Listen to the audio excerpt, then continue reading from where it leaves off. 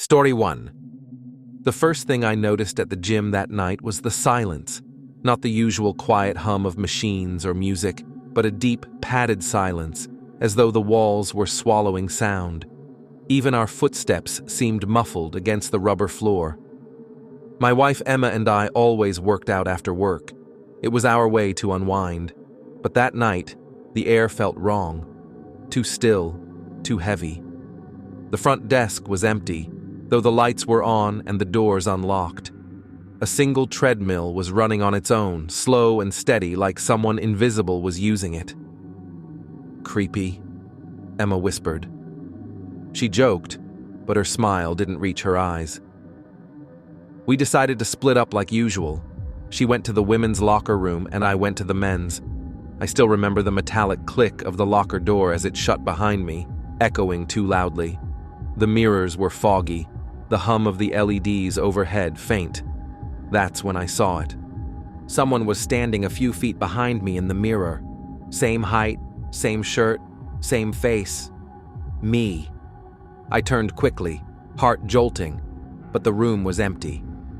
When I looked back at the mirror, the reflection of myself was still there, smiling. I laughed nervously, thinking it was my mind playing tricks in the poor lighting. But then the reflection raised its hand and smeared its fingers across its eyes. Blood trickled down its cheeks, where its eyes should have been. The smile stayed frozen. I stumbled back, hitting the lockers, and the lights flickered off for a second. When they came back, I was alone again. I ran out, calling for Emma, but she wasn't at the front desk. I waited a few minutes before texting her. My hands trembled. A minute later, she came out of the women's locker room, pale and quiet. "You okay?" I asked. She nodded too quickly. "Yeah, just saw something weird." "What did you see?" She hesitated, then said, "Never mind. Probably just tired." Something was wrong. Her tone was flat, her usual spark gone. Her eyes looked dull, almost glassy. There was a faint red mark at the corner of her left eye, like a burst vessel. We decided to leave early. As we stepped into the parking lot, the lights above us flickered. The building behind us hummed, like something alive was breathing within its walls. Inside the car, Emma sat stiffly, staring out the window. She didn't respond when I asked if she wanted dinner. Her silence pressed against me. Halfway home, she turned slowly toward me and said, "Do you remember our first date?" "Of course," I said. "That little cafe?" She smiled too wide. "No, it was at a park. You don't remember, do you?" That wasn't right. We'd never gone to a park. I forced a laugh, thinking maybe she was teasing me, but she didn't blink. Her smile stayed stretched a moment too long, then fell all at once. For the rest of the drive, she didn't say another word. At home, she showered while I sat on the couch, trying to shake off the unease. When she came out, she was wearing my t-shirt, a small familiar gesture. But something about the way she wore it felt off, like she was imitating a memory rather than living it. "Hey," I said softly, "are you really okay?" She looked at me, head tilted. "Am I not?" Her tone was almost mocking. That night, I couldn't sleep. I kept hearing the sound of water dripping in the bathroom. When I finally gathered the courage to check, the sink was clean, but the mirror above it was fogged. Words were faintly written across the glass. "She isn't yours," my knees almost gave out. "Emma?" I called. No answer. The bedroom was empty, sheets rumpled, window open. I rushed outside, barefoot, the night air biting cold. She stood in the driveway, facing the dark woods beyond our yard. "Emma!" I shouted. She turned slowly. Her eyes were streaming blood. Her mouth stretched open unnaturally as she spoke, not lips moving, but the sound of my own voice echoing from her throat. "Why did you leave me in the locker room?" I stumbled backward, shaking my head. You're not my wife." She took a step closer. "Then who's sleeping in your bed?" I ran. I don't remember grabbing my keys or how the car stayed on the road. I just drove until sunrise, until the gym was miles behind me and my phone finally found a signal. When I called her, she answered. Her real voice. Soft, confused. Hey, where did you go? I was looking for you after I got out of the shower at the gym. You just vanished. Her words made my skin crawl. She said she'd gone to report the flickering lights and weird smell in the women's locker room. No memory of seeing anything strange. She sounded normal, alive. So why did I hear water dripping again on my end of the call? I looked up. In the rearview mirror behind me, she sat in the back seat, eyes bleeding silently, smiling that wrong smile. Story 2. You ever hear a sound that gets stuck in your head? So faint at first that you almost miss it, but once you notice it, you can't unhear it? For me, it was the beeping. Slow, steady, almost like a heartbeat. It started 3 nights after we got the new gym fitness trackers. My wife Emily, my son Ryan, and I had joined a local gym as part of our family fitness challenge.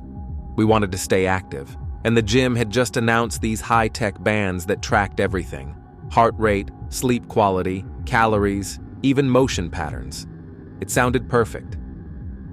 The trainers told us the bands synced automatically with the gym's cloud system, logging our progress 24/7. They said it could motivate families to stay connected through shared health goals. We thought it was a fun gimmick. For the first few days, it worked great. We got little awards for hitting step goals. The app even assigned us fun badges like Strong Family and Midnight Stretchers. Except none of us exercised at midnight. The first time I noticed something strange was after our 3rd night. My tracker flashed red when I woke up. The app showed an entry I didn't remember logging. Midnight sprint, 3:12 a.m. Distance 1.4 miles. Heart rate 184. It even showed a path circling the gym parking lot. I laughed it off at breakfast, telling Emily it must be a glitch. But then she frowned and said, "That's weird. Mine says deadlift, not alone." Ryan giggled through his cereal, but even he looked uneasy when he opened his own app. His read, partner training, 2:56 a.m. When he tapped for details, it showed a blurred outline next to him. Too tall for a boy his age. We assumed it was a server bug. But over the next 2 nights, the entries kept getting darker. Shower, no reflection. Stair run, many footsteps. Goal completed, 4 observers detected. Our trackers buzzed constantly, each vibration feeling more like a warning than a notification. Then came the beeping. It started faintly one evening while I was doing dishes. My tracker pulsed against my wrist in rhythm with the sound. When I took it off, the beeping didn't stop. It grew louder until Emily shouted from the living room, "Can you hear that?" We searched everywhere. Nothing. But when we looked at Ryan, he sat pale on the couch, holding his wrist. His tracker's screen glowed red, showing a live heart rate spike. That night, none of us slept well.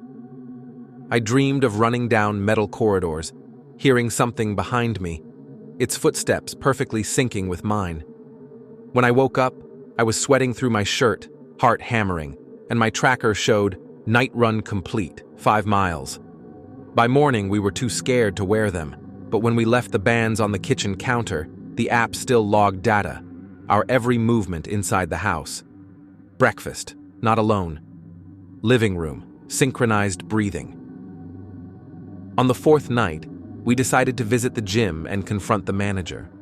The doors were closed, but the check-in kiosk blinked awake as soon as we approached. It showed our names and said, "Session in progress." The gym floor lights flickered on. Every machine was moving, treadmills running with no one on them, weights lifting and dropping by invisible hands. Above the noise, a mechanical voice from the speaker system repeated, "Achievement unlocked. The family that trains together remains together," Ryan screamed. The beeping from our trackers merged into one chaotic tone. When I looked down, the screen read, "Training partner detected." The same phrase flashed on Emily's and Ryan's wrists. We bolted toward the exit, but the automatic doors wouldn't budge. Through the mirrored glass walls, we saw shapes forming. dark silhouettes lifting, stretching, running without reason. Their outlines flickered like static. One of them turned its head toward us. Its face had no features, just a hollow space where the reflection should be. Then the trackers beeped in unison. 3 long tones.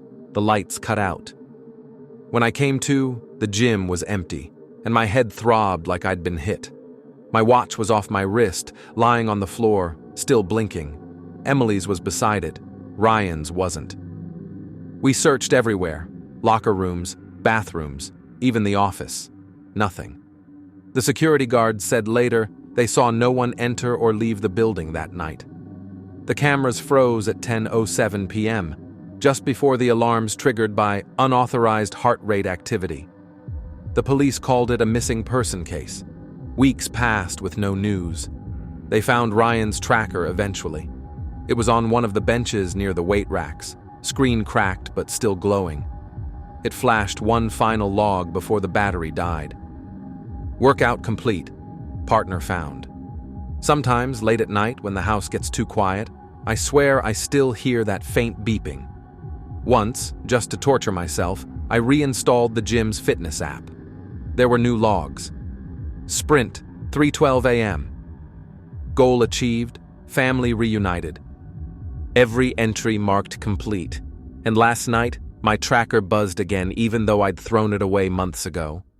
When I checked the app, there was a live notification waiting. Workout detected. Ryan is with you. Story 3. You never forget the sound of your child laughing, especially when it's coming from behind a wall.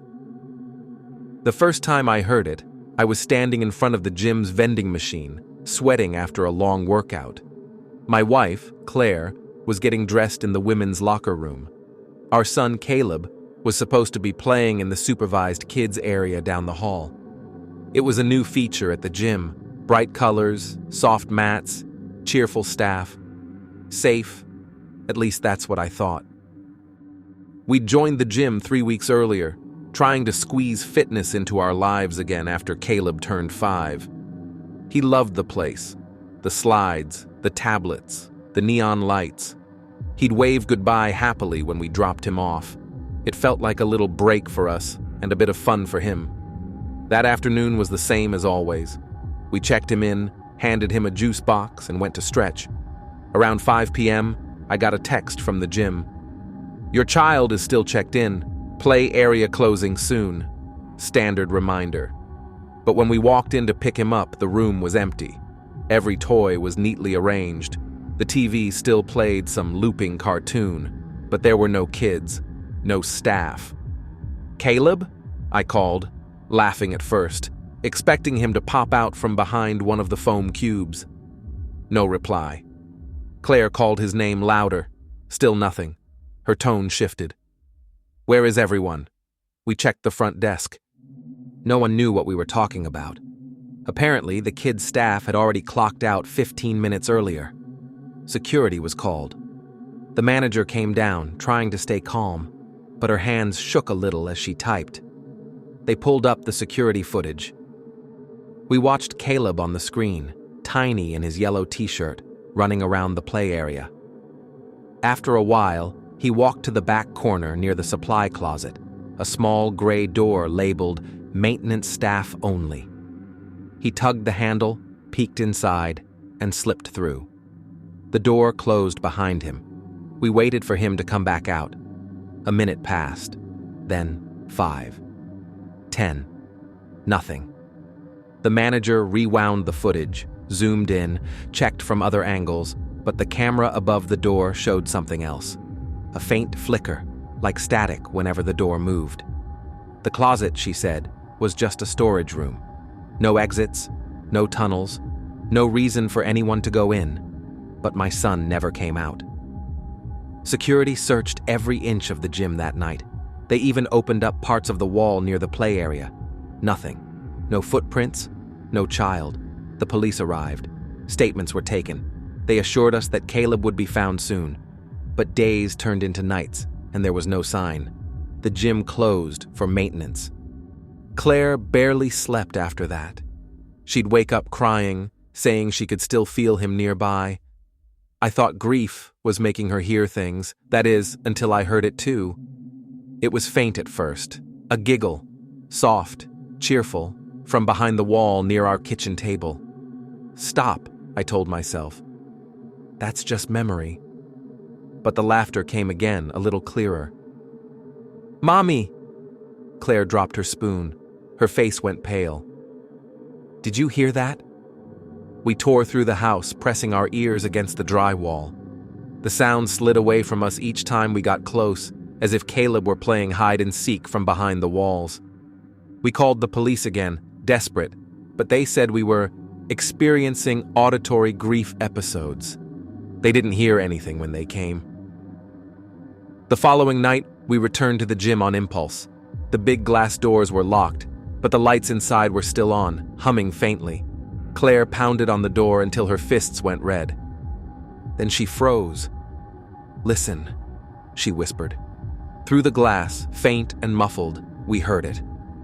Caleb's laughter echoing down the hallway. Then his voice, distant but unmistakable. "Daddy, come play." The automatic lights flickered on behind the front desk. The system beeped. Somehow our membership cards, deactivated weeks ago, showed access granted. We stepped inside. Everything smelled faintly of disinfectant and something metallic underneath. The air vents hummed. The play area door was slightly open, creaking as it swung. The room looked just like before, except the walls were wrong. The colors had faded, peeling into gray patches. The TV was off. We heard tiny footsteps running across the mats. "Caleb?" Claire called. Her voice bounced back in eerie echoes. Then we heard him again, laughing, close, right behind the closet door. We ran to it and yanked it open. There was only darkness. A heavy, cold draft poured out. The smell hit us, damp, sour, musty, like something very old.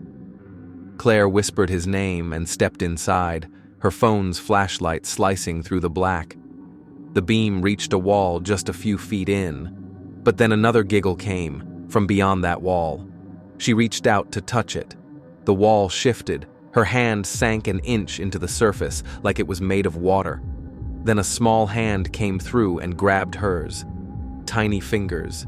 Familiar fingers. She screamed.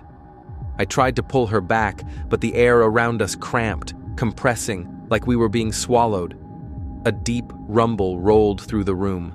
The lights burst overhead. When I woke up, I was lying outside, on the gym floor near the entrance. The door to the play area was sealed shut, smooth as concrete. Claire was gone. And from somewhere deep inside the walls, I heard them both laughing. Story 4. You know that uneasy feeling when something ordinary suddenly feels wrong?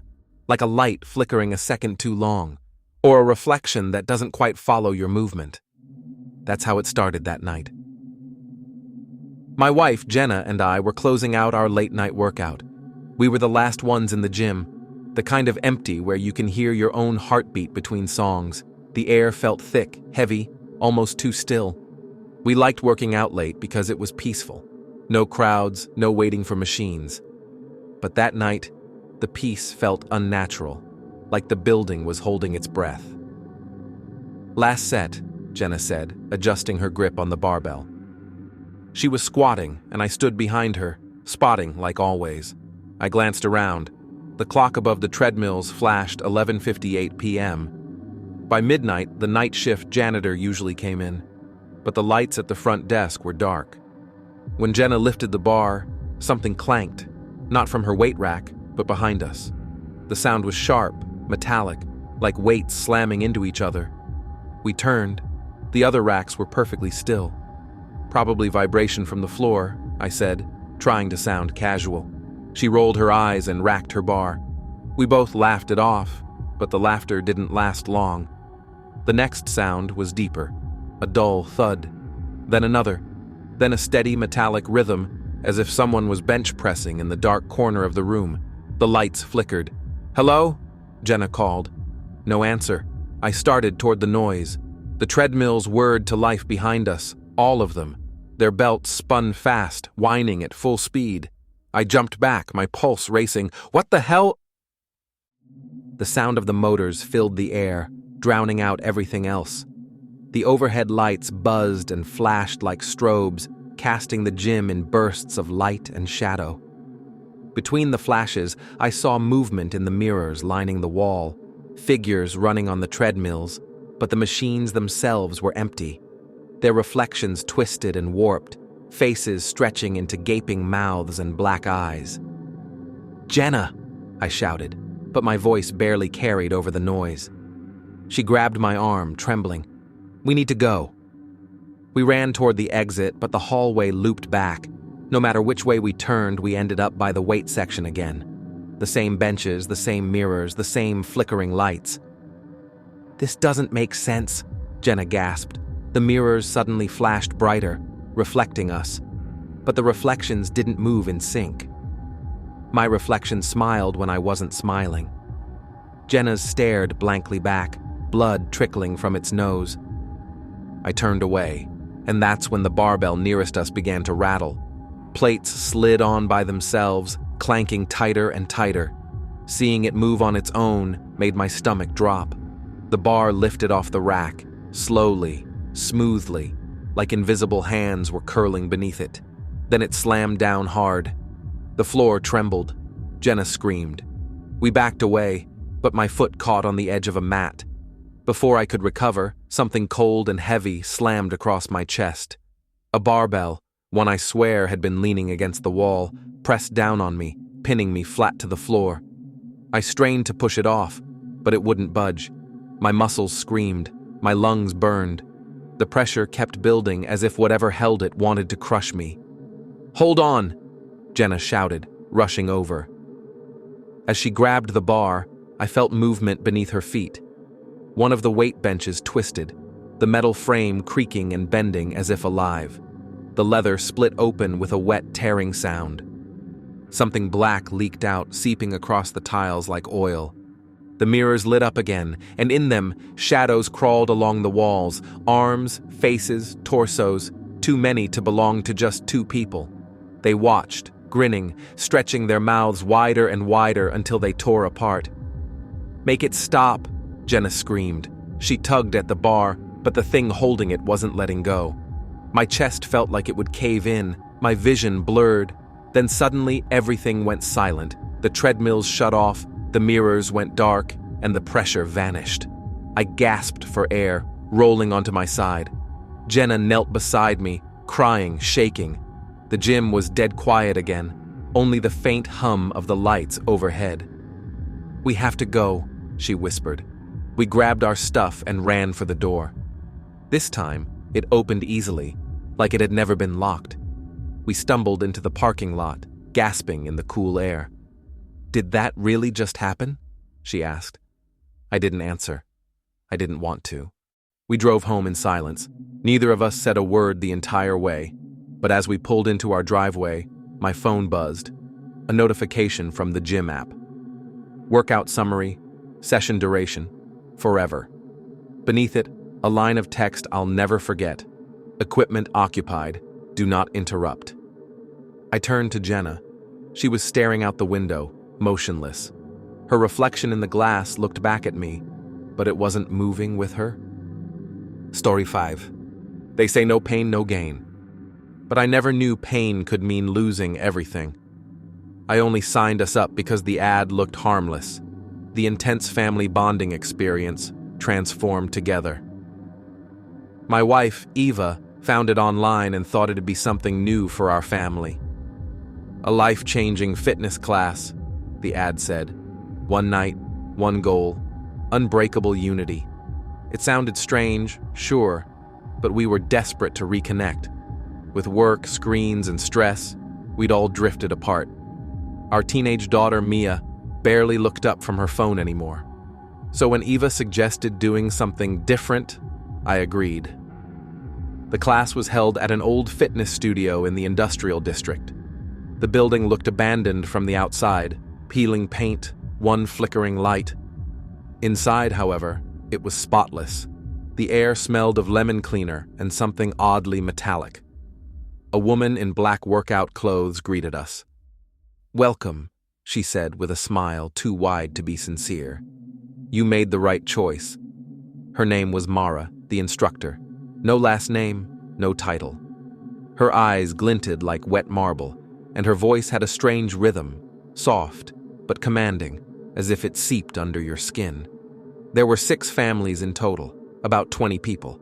The doors shut behind us with a loud click. Mara turned the key. "For safety," she said, still smiling.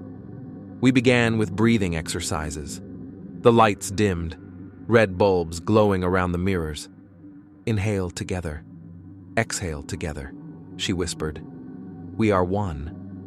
The music pulsed low and slow, so deep it felt like it was vibrating through my ribs.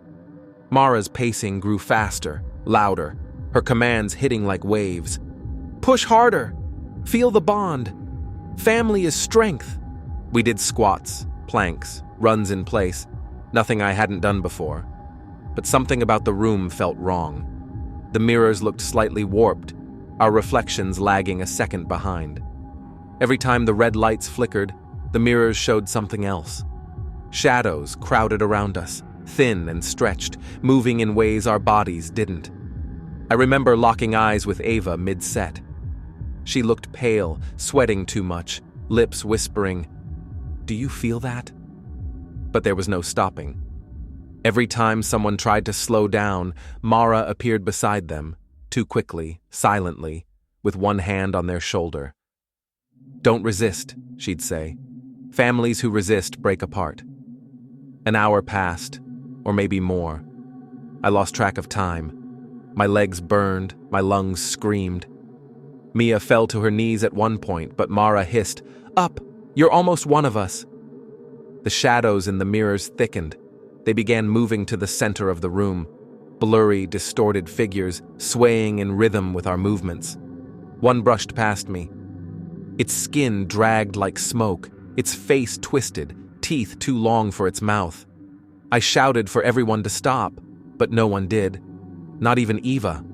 Their faces had gone blank, their eyes unfocused. They were still moving, in perfect, synchronized rhythm. It was like watching puppets. "Excellent," Mara crooned. "They're aligned." I tried to run to Eva, but the floor felt soft, almost alive. My shoes sank an inch into the mat, and a heartbeat-like pulse thumped beneath it. I yanked my feet up and stumbled toward the door. It was gone. The wall where it had been was now seamless, smooth. "Mara!" I shouted. "What is this?" She turned toward me, smiling wider than I thought a human mouth could. Her jaw cracked, stretching down too far. "The final stage," she said. Her voice was layered, hers, and beneath it, dozens of whispers echoing her words. Her arms lengthened as she walked across the room, fingers curling like hooks. The lights flickered wildly, and between each flicker, her shape shifted, muscular, then skeletal, then something else entirely. "The family grows only through sacrifice," she said. I lunged for Mia, trying to pull her away. Her body twisted in my hands, slick with sweat, trembling violently. "Dad, I can't stop moving," she gasped in terror. "It's making me." Eva screamed, or maybe it was me. Mara's shadow stretched across the floor, wrapping around everyone's feet. The reflection in the mirror showed a horrifying scene. None of us looked human anymore. Our limbs warped, our faces blank, mouths open in silent cries. I slammed my fist against the mirror, and the glass rippled instead of breaking. Inside it, reflections of my wife and daughter turned their heads toward me. Not perfectly in sync, but slowly, jerkily, as if something was wearing their skin. "Complete the bond," Mara whispered, close behind my ear. "Only unity can set you free." The floor vibrated. The red lights dimmed until the only illumination came from the mirrors themselves, now glowing faintly from within. The sound of breathing filled the room. Not ours. Something deeper. Wet. Hungry. I grabbed Eva's hand, screaming for her to move. Her fingers were ice cold, stiff, but she looked at me, just long enough for me to see that her eyes were entirely black. Then everything went white. When I opened my eyes, the studio was empty. The mirrors were shattered. I was alone. My clothes were drenched, my limbs shaking. The clock on the wall said 11:30 p.m., the time before the class had started. The doors were open now, quietly swinging in the breeze. My phone buzzed, a message from an unknown number. "Congratulations, the bond is sealed." It was attached to a photo, not of me, but of my family, standing in that same studio, smiling.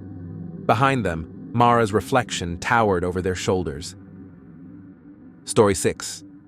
You think you know what fear feels like until it looks back at you, wearing your own face. It was still dark when Jenna and I got to the gym. We were the kind of couple that worked out before sunrise, chasing discipline more than energy. The silence of the hour had always been our favorite part. No chatter, no crowds, just the hum of lights and the squeak of shoes on mats. The gym's mirrors were our silent audience, stretching across every wall, endless reflections of us moving in sync. There were thousands of little versions of us looking back, like trapped glass ghosts repeating every motion.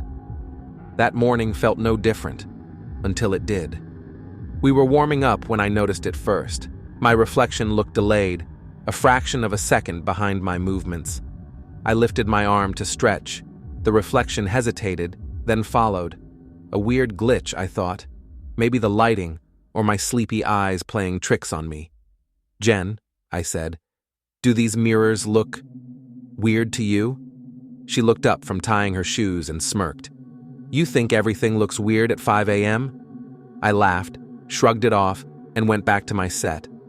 But the longer I trained, the more I saw it.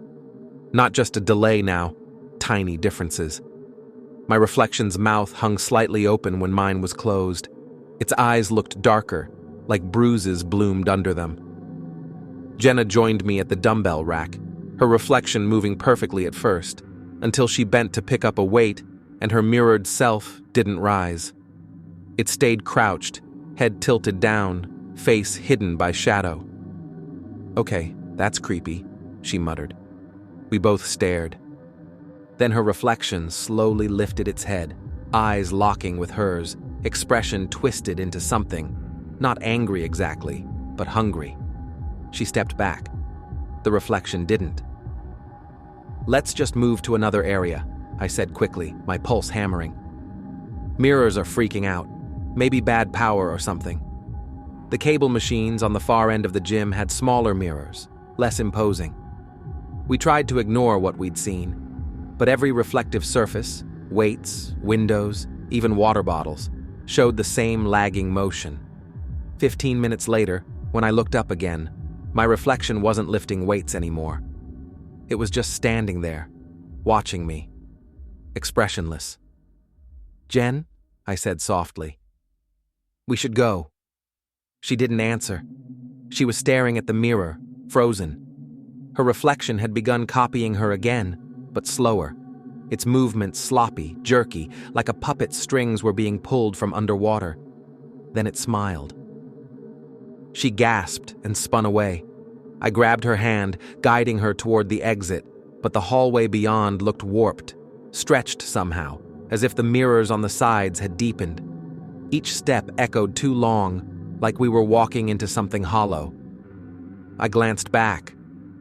Through the main mirror, our reflections hadn't moved. They still stood there, right where we'd been, but now closer to the glass, faces inches away. My reflection lifted its arm and pressed against the inside of the mirror. The glass bulged outward. We ran. The gym lights pulsed, flickering fast enough to sting our eyes. Somewhere behind us, we heard the metallic crash of weights falling, followed by a low scraping sound, like nails dragging across glass.